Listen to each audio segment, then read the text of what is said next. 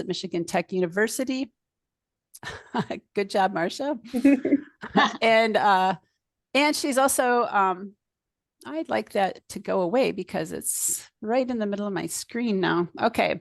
She's also the coordinator for our invasive species management area, which is called KISMA because it's the Keweenaw Invasive Species Management Area. And she's been doing that since 2015. I can hardly believe it that it's been that long. She has been, she's great at writing grants, and she's been the project lead for 18 invasive species related state and federal grants, doing research and also exploring ways of doing restoration, outreach, education, and management projects in the KISMA Tri-County area here in the Western UP. She doesn't do it alone, although she works super hard.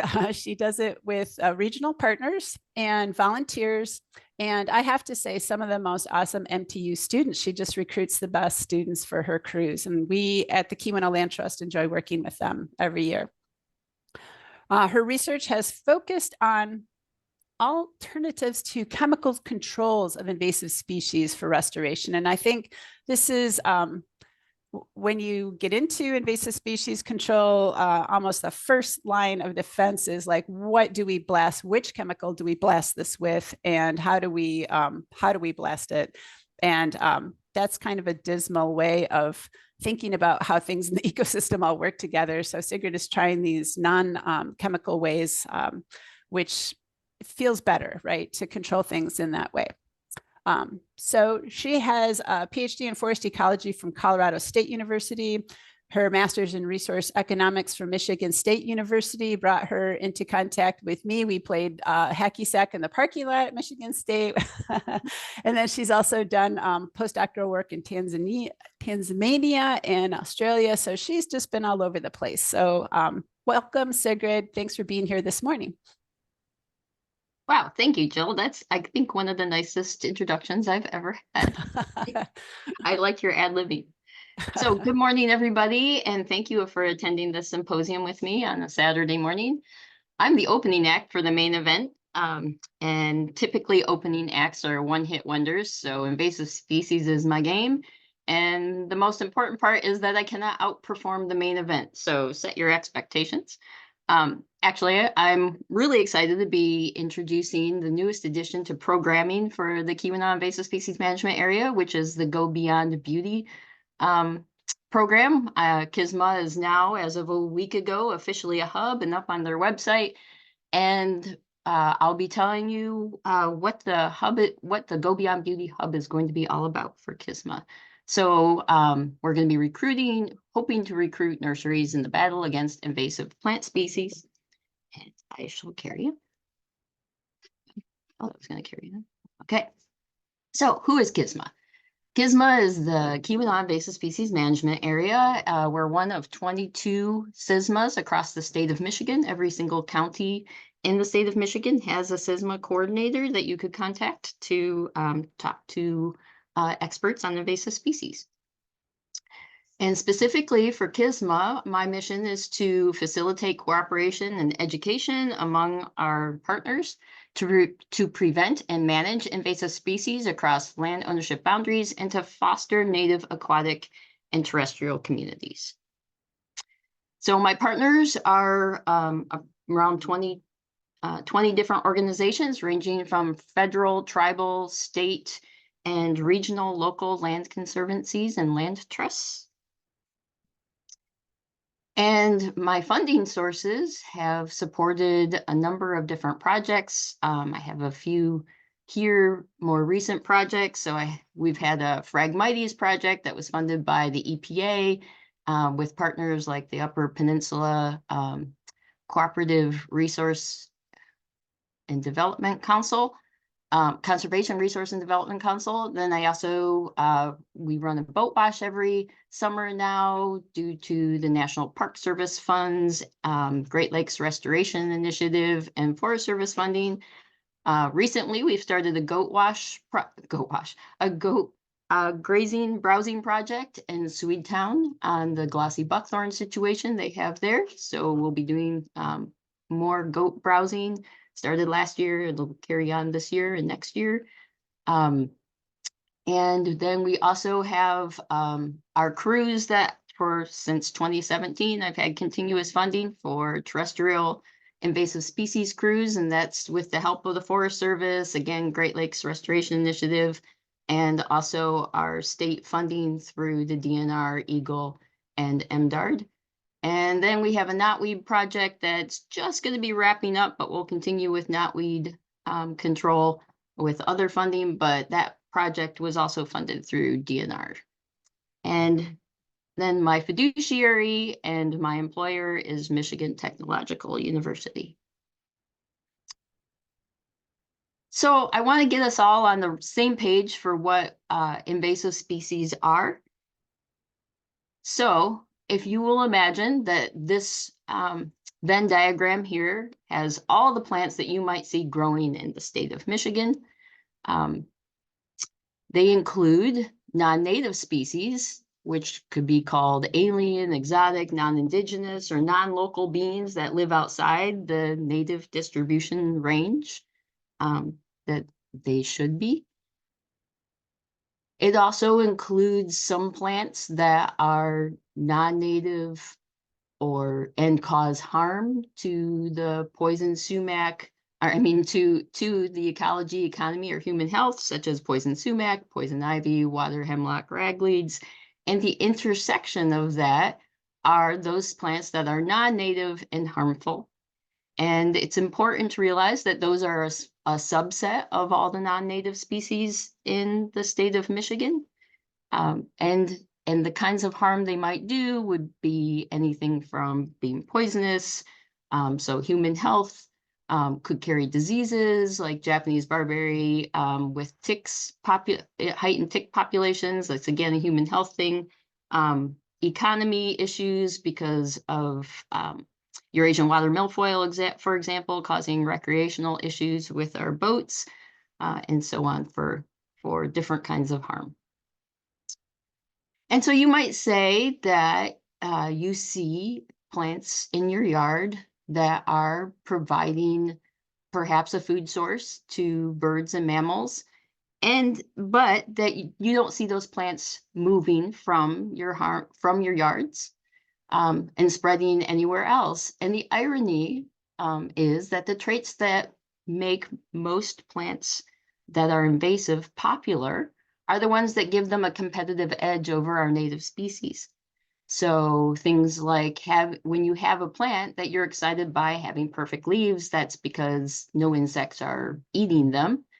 That puts higher pressure on the remaining native plants that are around your yard or elsewhere, because they don't provide food generally as much to our native insects, these invasive plants. That they have pretty and lasting berries, which look nice, especially like these red barberry berries, but that means that there's a massive seed production that could allow them to spread beyond your yard. And indeed they do. And they also tend to be disease resistant. So no pathogens, no way to naturally curb the population, since they are growing beyond their native range, and the pathogens that evolved with them are no longer in contact with them. So invasive species matter. Plants on the landscape matter because habitat matters for people, for wildlife, and for Michigan, and really for the world. Our connections to habitat range from an example of a one-to-one relationship between monarch butterfly larvae survival and milkweed. And there are many examples similar to this. And I encourage you to go to this Michigan's Butterflies and Their Habitat Needs YouTube, where they walk you through a glorious array of butterflies and moths that occur in Michigan. And here's an example of one that's relatively less common. It's in our counties. It's called Acadian hairstreak, and it actually really requires willows and wetlands to help it survive. And then there's northern spice bush swallowtail. Very cool. This is the tail end of the caterpillar. So it looks like a face to try to scare predators away. But it's a host is spicebush and sassafras.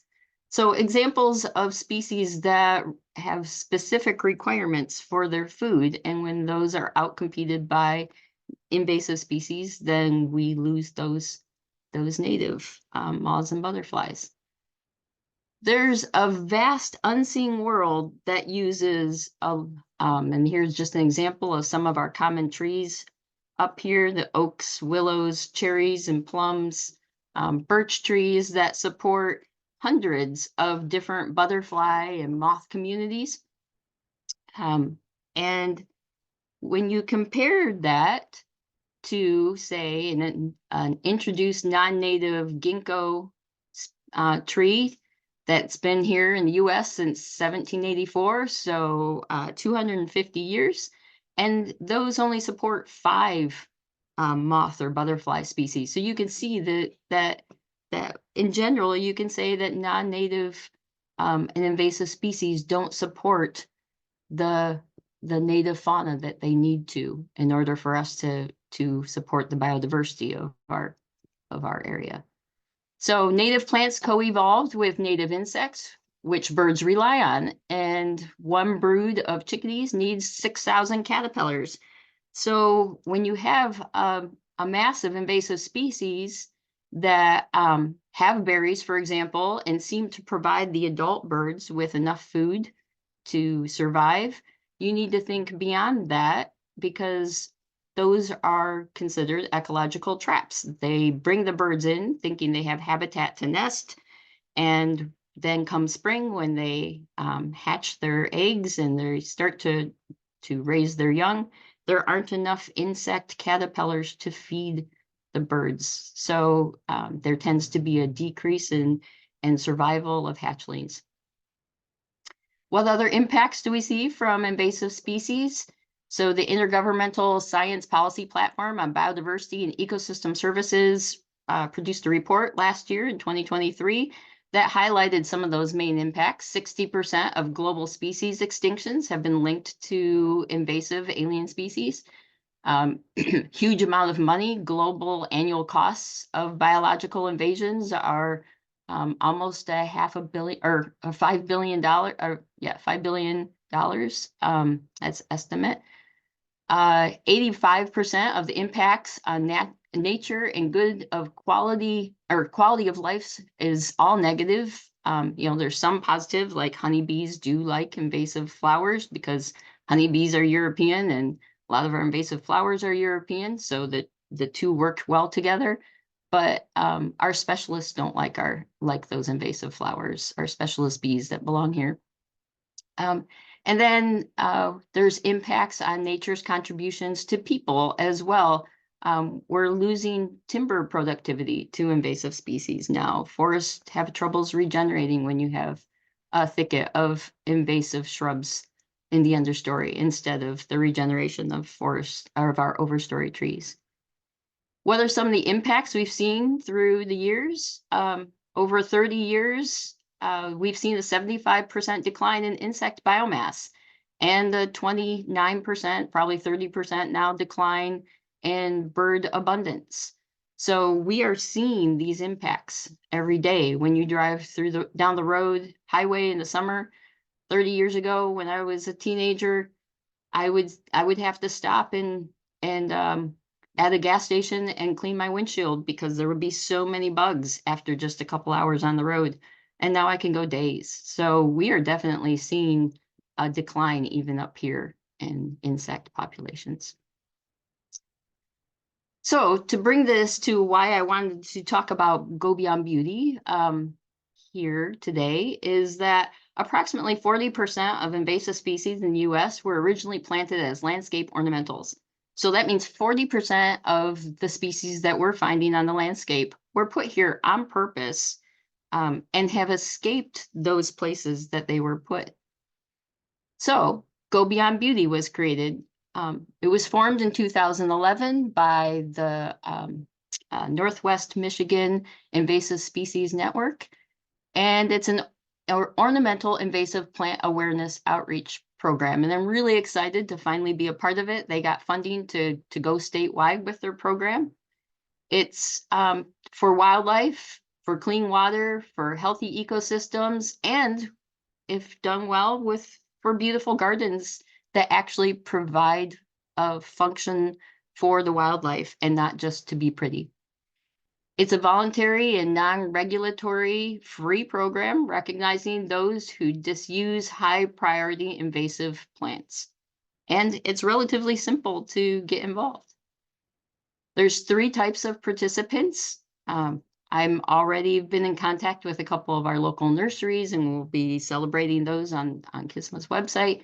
So plant suppliers or providers like nurseries, garden centers, retailers, horticultural professionals, landscapers, landscape designers, or architects, and then also community participants. So you, individual private landowners, could benefit from being a part of this program. So here's the website. You go to gobeyondbeauty.org. You just start typing it in, and it turns out Google just finds it.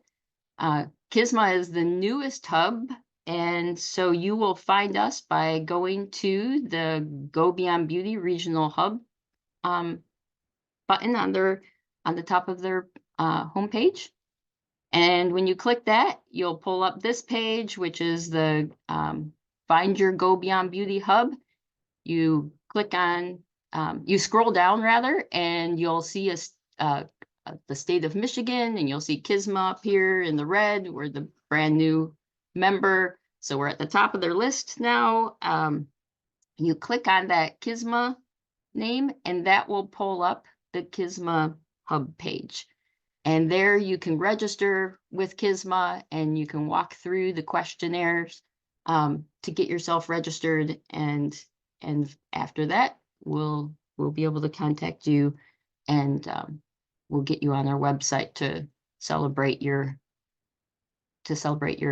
work with us.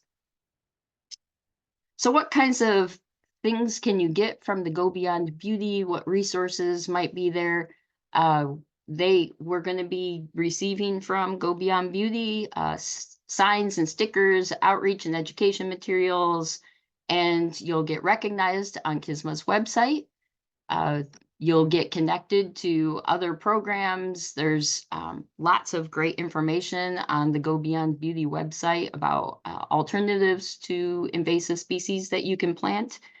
And the underlying benefit is a partnership with a local natural resource like KISMA and the other partners that I work with. There are 14 invasive species that they are asking us to definitely not use or sell. So these 14 species, I'll walk you through them, but they're on their website. And of those 14, 11 of them were invasive, were intentionally introduced to gardens, or those ornamental invasives that we put in our gardens and that have escaped to our wildlands. One of those that's not one of the garden escapees is reed canary grass, which is actually a horticultural escapee. It's used in pasture lands.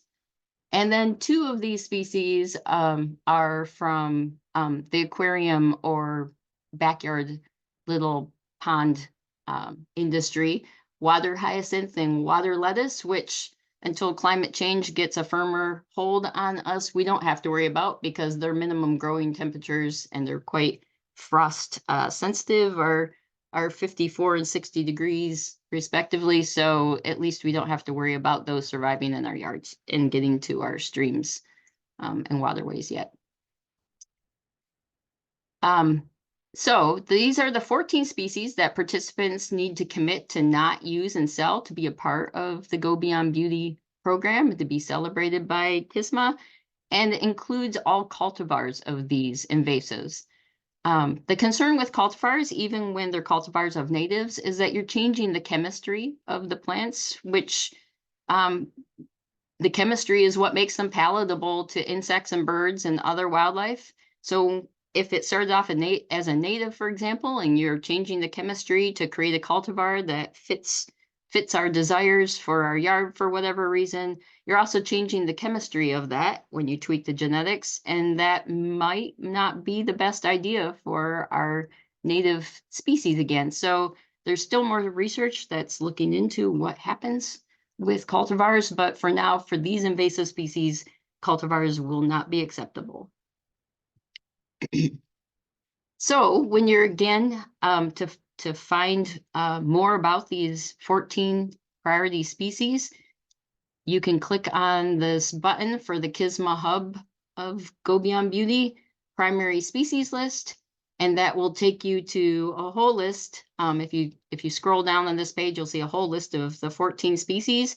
And when you click on one of those species, you'll pull up a page that gives you a really great write-up of what the species look like and some of their main traits, and then also management options for those.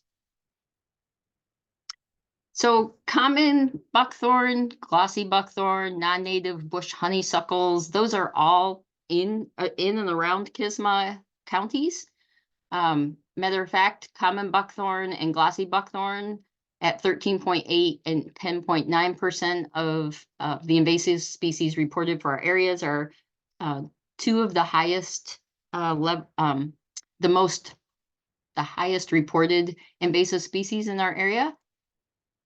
So far, lucky for us, Callery pear isn't a part of our landscape, but I encourage you not to plant it. If you drive south from the UP, you will see it growing along the highways in large abundance. I had never seen Callery pear in person, or hadn't known that what Callery pear looked like until I drove to North Carolina to relocate my son last year and saw all these, what I initially thought were, oh, look, all those beautiful white flowering trees. And then it turns out, I thought, oh, that's bugging me. There's a lot of them, a lot of them. Oh no, is that Callery pear? And then I looked it up, and sure enough, along the highways driving down to North Carolina in March were a lot of flowering Callery pear. And you could definitely see that they were taking over the highway roadsides.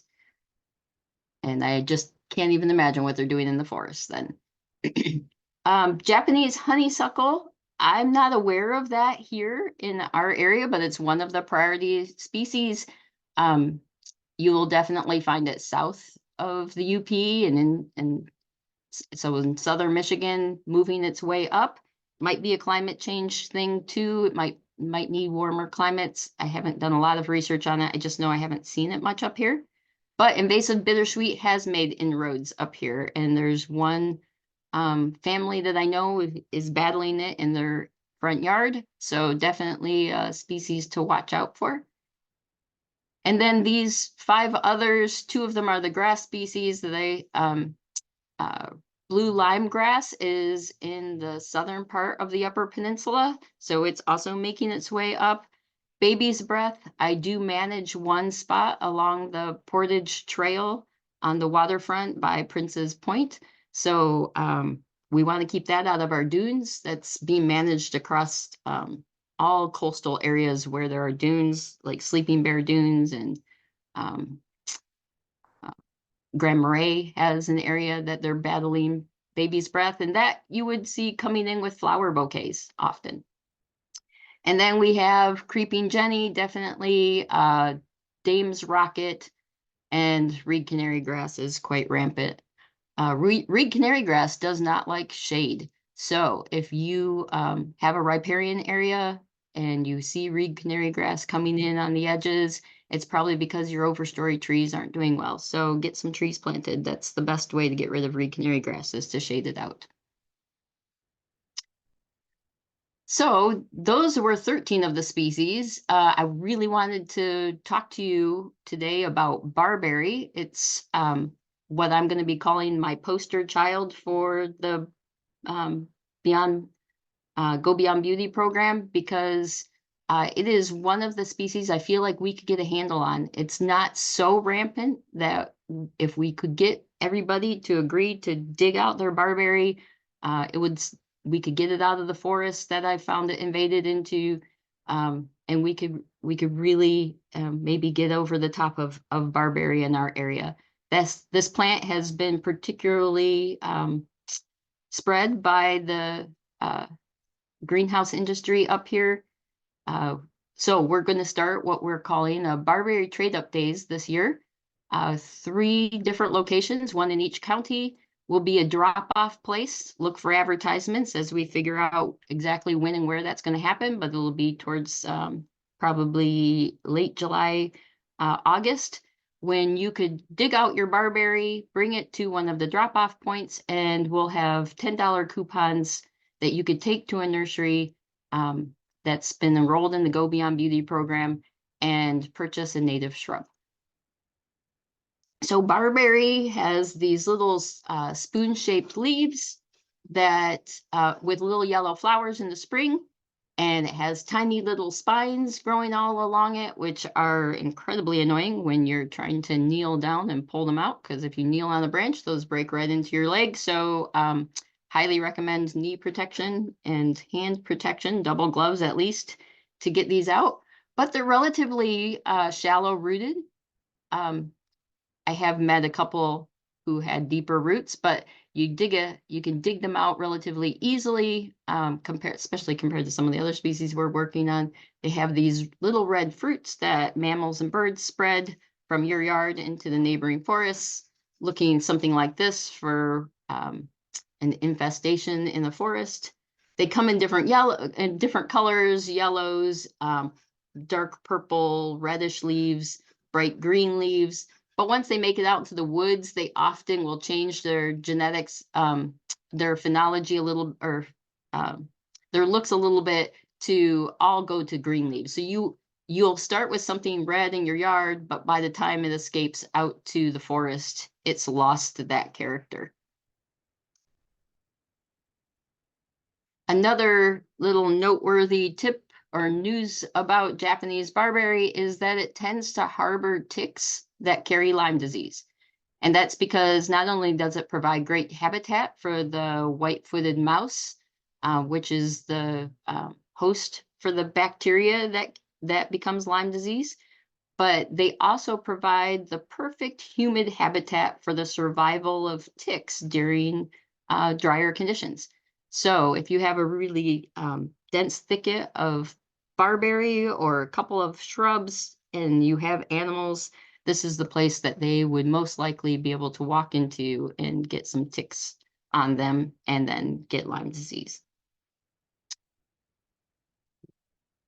So Go Beyond Beauty is, when you go to their website, you'll be able to see extra information, as I've shown you, about the invasive species that you need to remove. You'll get recommendations for native species that you can plant in their place.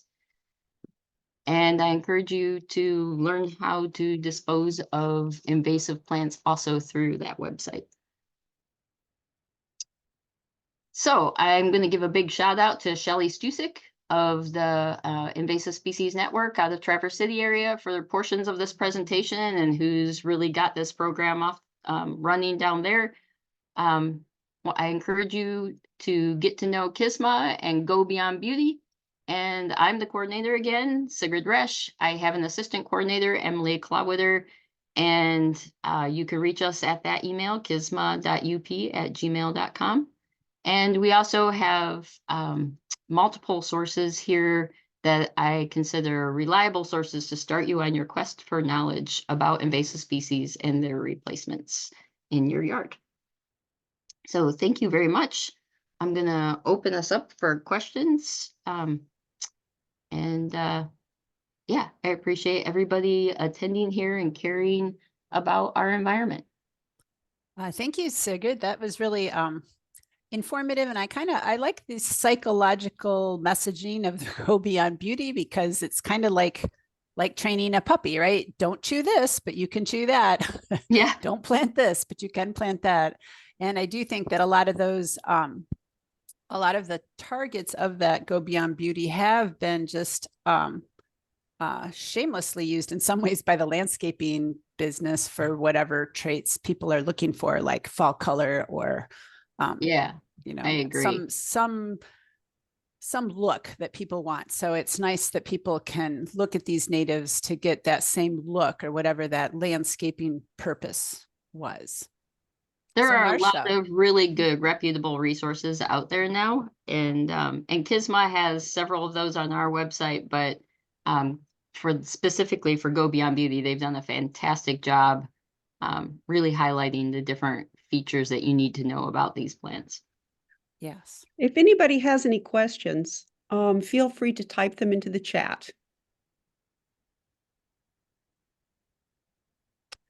And Teresa asks, could you go over basic principles of safe removal and disposal of invasives that you might have in your yard? All right, that's a good starter question. So I'm going to go to these woody species that to start with.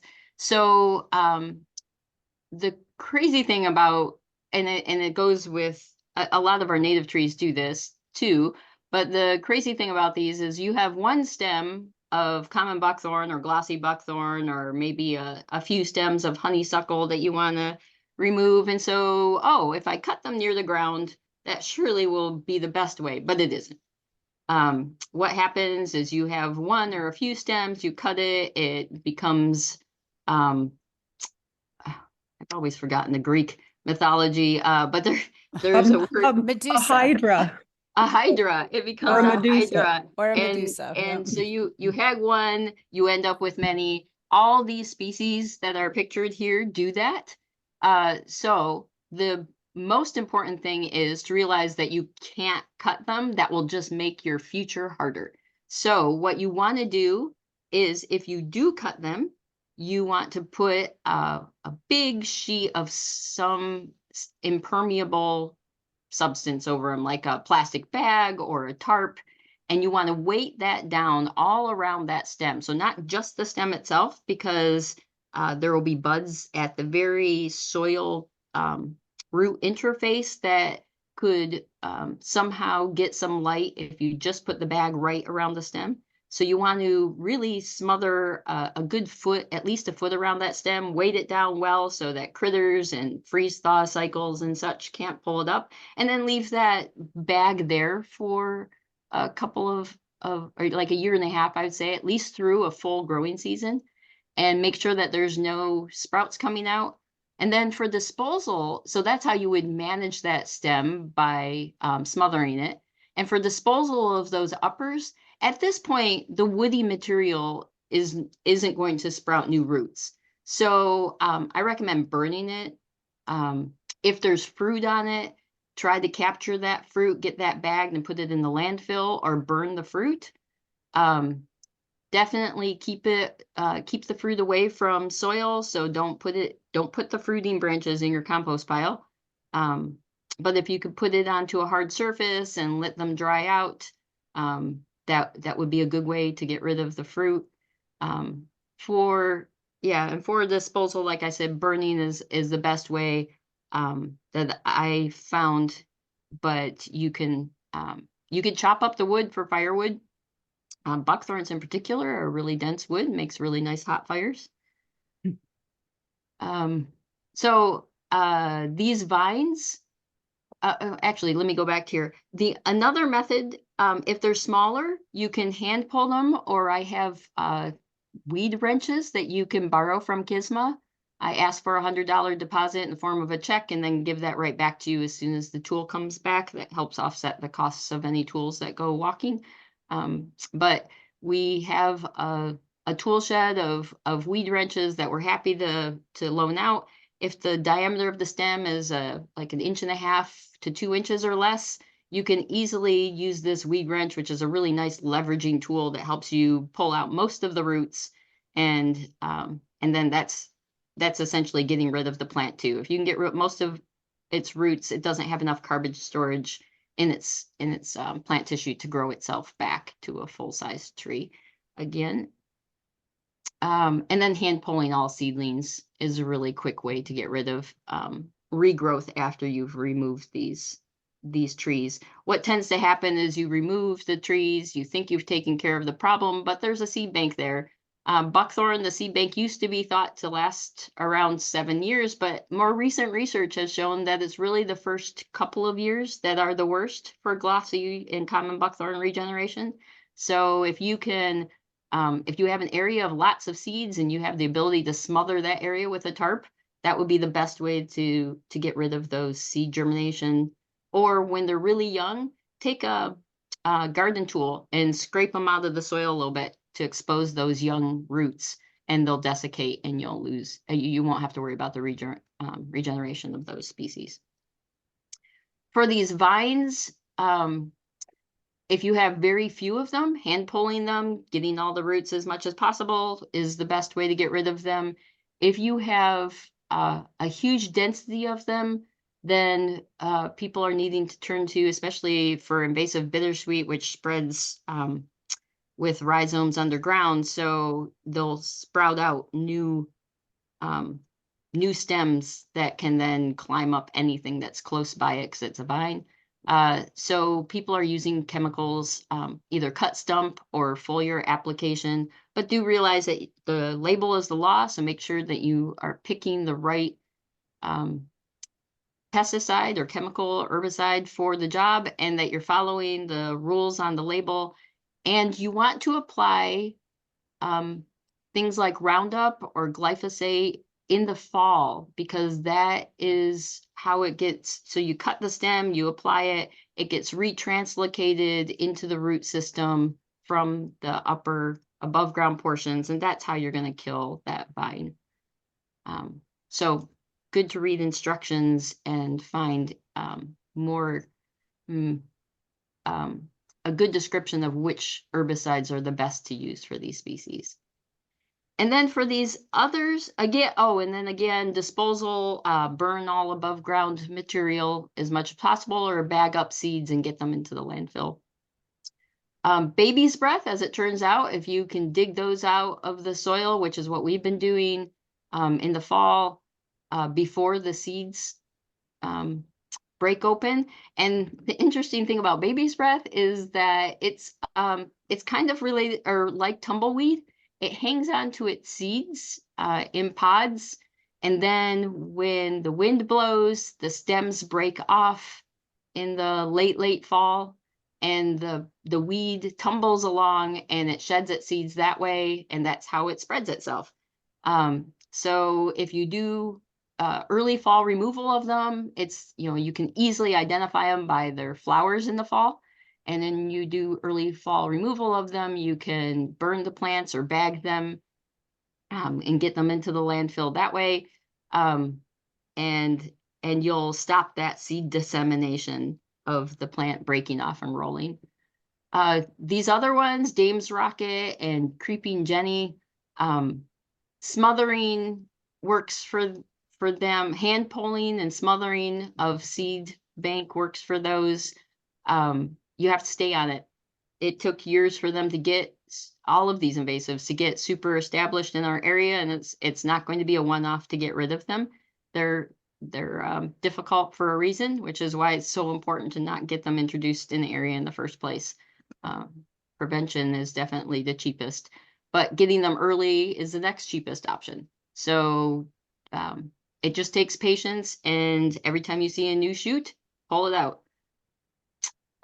Reed canary grass, like I said, that one's going to be really hard to get rid of if you have a waterfront property. I live on a river that unfortunately has reed canary grass invaded along it. We are planting shrubs into the reed canary grass, willow and red osier dogwood, and winterberry works really well once it gets established.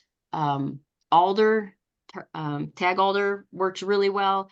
And for tag alder, willow, and red osier dogwood, you can cut like 4-foot stems from a neighboring shrub you might already have in existence. Cut the stem in the early spring, stick it into a deep, wet hole, and it will sprout a whole new plant. So those will work to help create the shade to shade out reed canary grass. And barberry, again, you could dig them up pretty easily. We actually used a rope to lasso this one and pull it out of the ground, but I can tell you it didn't work as well as I thought. Just a funny picture. but we tried to do that. But I find digging them out or hand pulling the small ones, just remember to wear double gloves. Okay, thank you. The next question, how is Go Beyond Beauty certification enforced? Asked Daniel. Okay, so that it's an entirely voluntary program. Let's see.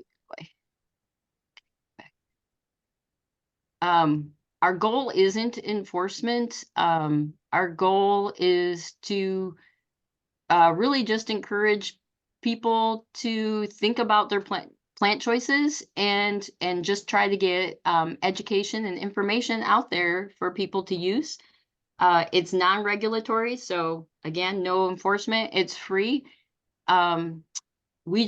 We feel strongly that people tend to want to do the right thing, and if we could just get people aware of alternative, better choice options, that they will find that they have a yard that makes them happier. They'll see more birds. They'll see more good, insects that use those plants. They'll get more enjoyment out of providing back to our area, and so our goal isn't to to go around ticketing people. I can't even do that with invasive species. There's a few things like Japanese knotweed that are regulated, but most of these are unregulated. So there's not a whole lot that we can do except encourage people to do the right thing. And I think in general, that's what people want to do. They just don't necessarily know what the right thing is. So hopefully Go Beyond Beauty will give me an avenue to help bring that information to the public. I think one thing that we can do too is once we know which of our local nurseries are voluntarily doing this Go Beyond Beauty and not selling the bad plants, that we can do a lot by supporting those nurseries and then telling our friends to support those nurseries as well. Oh, I love that. That's an excellent point. Yeah. We as landowners and purchasers at greenhouses are providing the demand for plants. And so when you go into a nursery, and Sleeman's is, I believe they're going to sign up. We haven't officially had them sign up, or, we just got the hub MOU signed and just got up on their website. But Sleeman's Nursery is hopefully going to be one of the nurseries that is willing to give up selling all the cultivars and all of the invasive species that are on our list. And then Designs by Nature and Marquette also is interested in signing up. And we're working on a few of the other local nurseries to see if they'll also join the cause. But yeah, you provide the demand, so go into your nurseries and demand natives. And in a related question, and I might be the person to answer this. What kind of response have you had from big box nurseries? And since I did some of the legwork for the Go Beyond Beauty effort locally, I contacted the nurseries, but I can tell you I have not contacted Walmart. Walmart is the only big box nursery, at least in the Houghton Hancock area, and we didn't feel that we could have much impact. At least I felt we couldn't have much impact on them. So we have not had a response from them.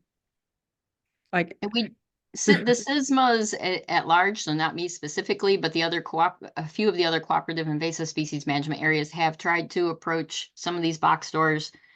And what you end up getting is you can send them emails. They don't tend to respond.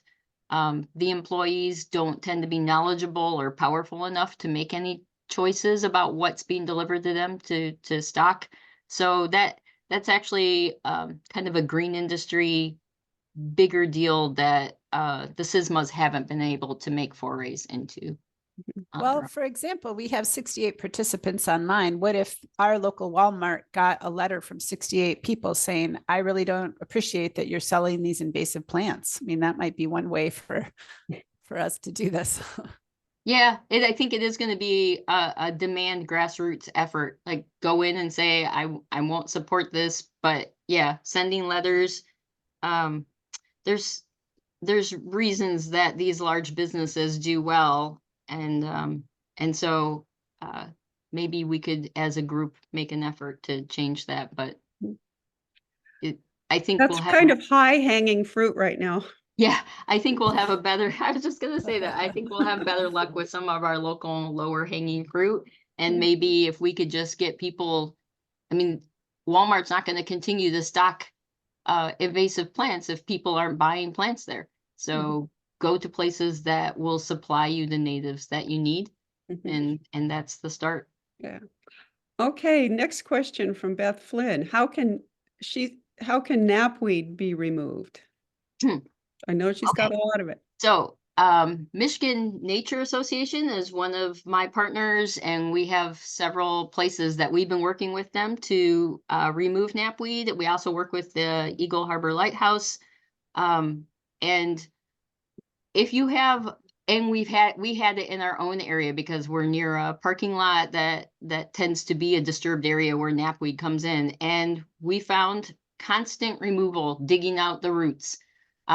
Do that through a season, do that year after year, and though it may seem laborious, way beyond anything that you feel like you can handle, you start with an area and you just keep digging them out. The older the knapweed, even though they're supposed to be biennial, some of them end up being perennial, the bigger their root systems. If you mow them, their root systems become more entrenched. So really digging them out at the roots is the best way, and doing it year after year and just stay on it. And we've been able to get rid of all the knapweed around our area that was brought in with the parking lot.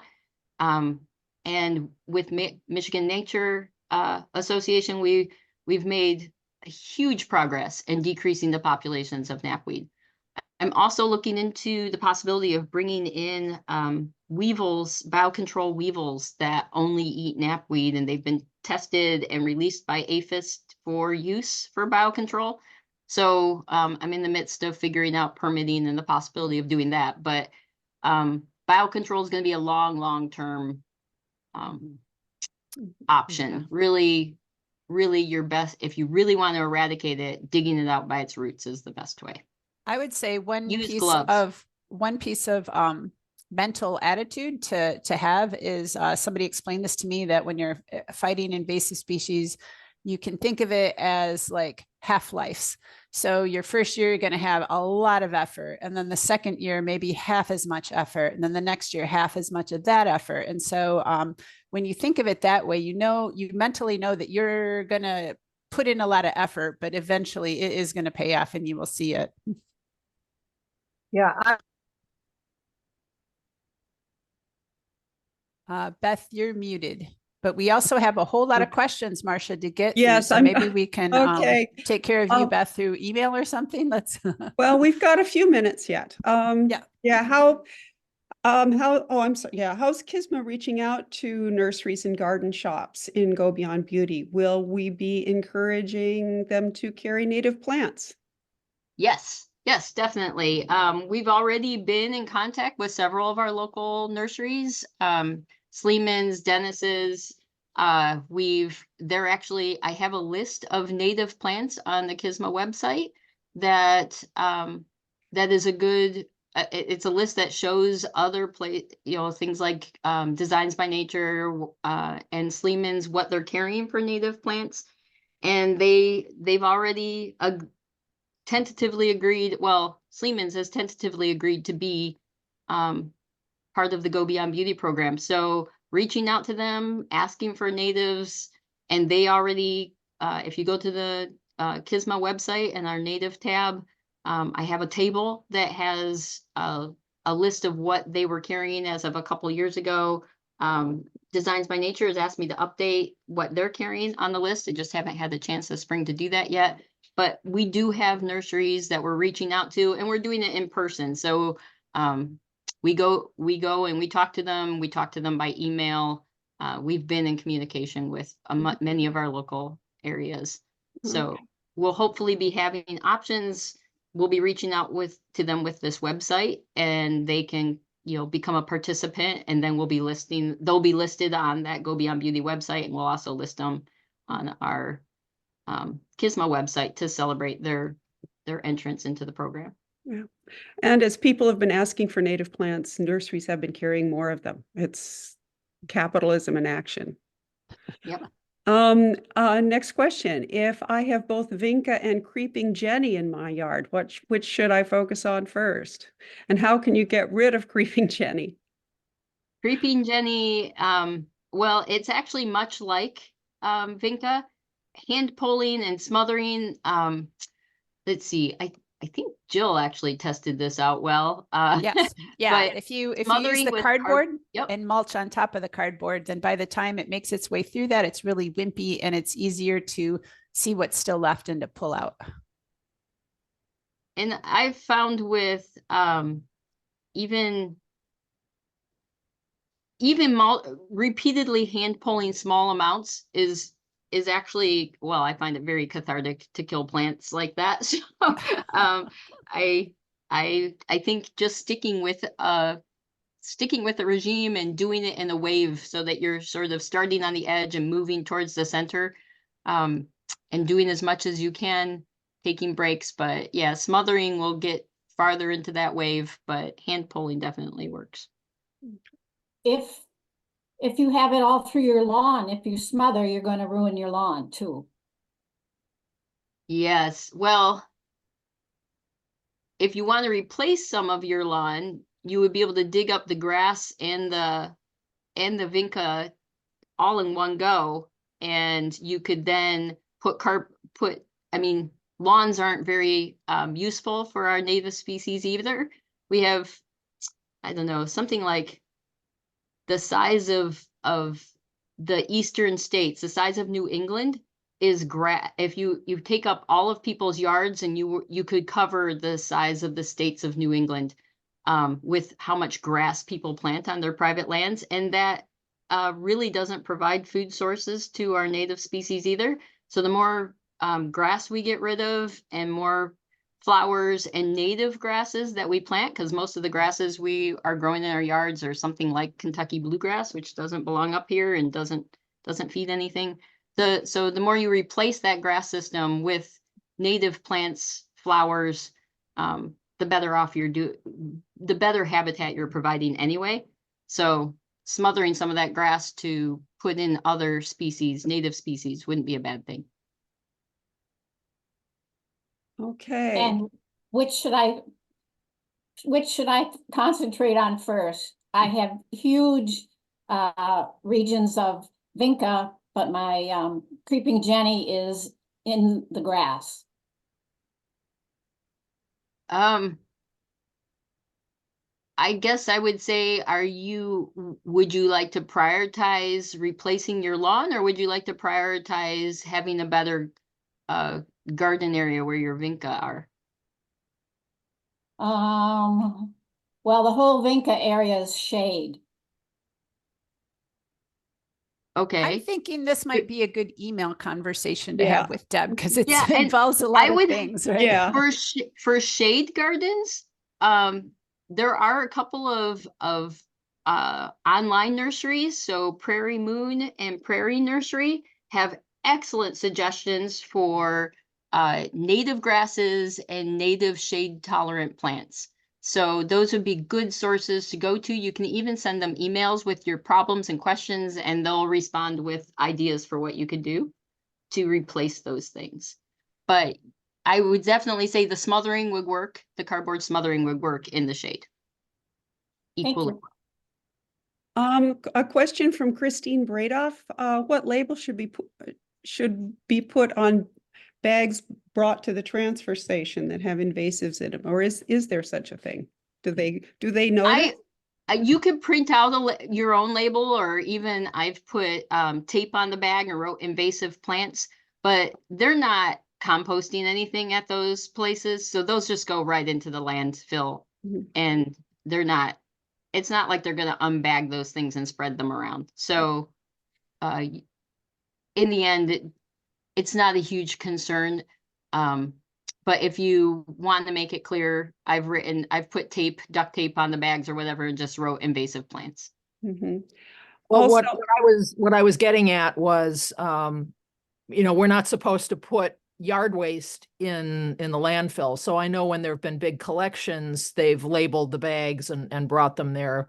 But if we're Okay. just them individually, I'm just wondering if there are any problems with Yeah, that. whenever I've dropped a bag off at the landfill, I've just put a piece of tape with invasive plants on it when I've been the direct depositor of them.